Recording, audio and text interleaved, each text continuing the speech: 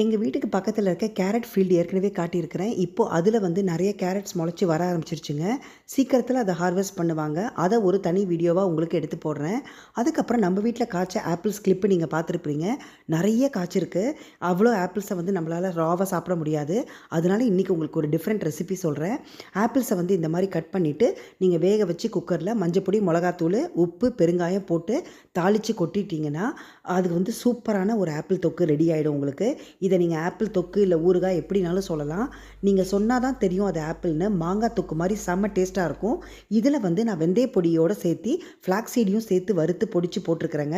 Try பண்ணி பாருங்கள். செம்ம ஹெல்த்தியான ரெசிபி இது. ஸோ இன்றைக்கி எங்கள் வீட்டில் லஞ்ச் வந்து கார்ன் புலாவும் ஒயிட் குருமாவும். நான் 2 டப்பா ஃபுல்லாக ஆப்பிள் தொக்கு பண்ணி வச்சுருந்தேன். ஒரு டப்பா காலி ஆயிடுச்சுங்க. இப்போ அடுத்த டப்பாவையும் எடுத்து சாப்பிட்டுட்டு இருக்காங்க. பசங்களுக்கெல்லாம் ரொம்ப ரொம்ப ஃபேவரட்டாக இருக்குது. ஹெல்த்தியான டிஷ்ஷும் கூட. நீங்களும் ட்ரை பண்ணி பாருங்கள். நாளைக்கு ஒரு வீடியோவில்